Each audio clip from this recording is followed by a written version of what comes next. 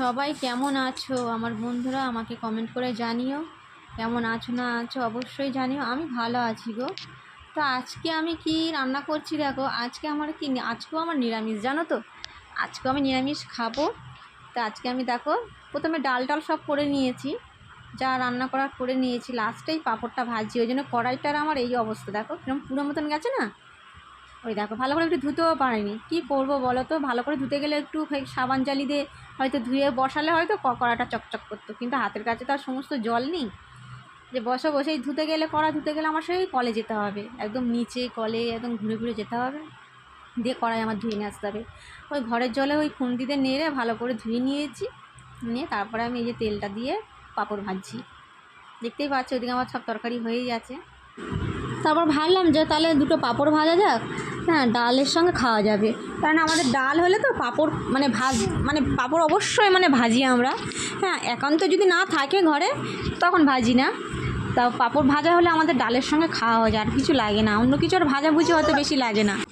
যখনই করে ডাল করি তখনই করে আমি পাঁপড় ভাজি। এইভাবে আমরা পাঁপড় ভেজে ডালের সঙ্গে খাই, বিশেষ করে মুগের ডাল করলে তবে। মুসুর ডালের সঙ্গে করি না, মুগের ডাল করলে তবে পাঁপড় ভাজি, না হলে ভাজি না। তো যাক, আমি দুটো ভাত খেয়ে নেবো।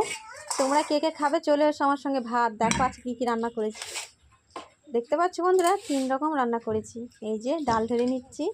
আর এই মুগের ডাল না বন্ধুরা, আমি একটু কম ভেজে রান্না করি। কেন বলো তো? গ্যাস অম্বলটা কম হয়।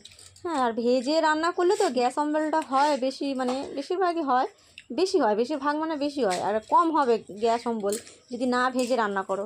এই যা একটু টেস্টটা কম লাগে। মুগের ডাল ভেজে রান্না করলে টেস্টটা খুবই ভালো লাগে। আরও যদি একটু মশলা, আদা জিরে বাটা যদি দেওয়া যায়, আরও ভালো লাগে মুগের ডালের ভেতরে। তো যাই হোক, আমি আজকে আদা জিরে বাটা দিইনি, এমনি প্লেনভাবেই করেছি ডাল। গরম ভাতের সঙ্গে না, যা খুশি রান্না করো না কেন, যেমন তেমন রান্না করো না কেন, খেতে ভালো লাগে, এটাই যা। হ্যাঁ, কিন্তু ভাতটা ঠান্ডা হয়ে গেলে না, হ্যাঁ, তখন আর খেতে অতটা টেস্ট লাগে না। যদি যেমন তেমন রান্না করো, সেটা ভালো করে রান্না হলে তবে মুখে রুচবে, নাহলে রুচবে না। আর যেমন তেমন রান্নাটা কি বলো তো, গরম ভাতের সঙ্গে ঠিক আছে, চলে যাবে। আর আমার তো জানো তোই, আমার ভাত কি বলো তো, অনেক সকালে রান্না করা হয়, যেহেতু ছেলে স্কুলে খেয়ে চলে যায়, তাই একেবারে ভাতটা বসিয়ে দিই। ওই জন্য ভাতটা খুব তাড়াতাড়ি আমার রান্না করা হয়ে যায়। আর সেই খেতে খেতে 3টে বেজে যায়।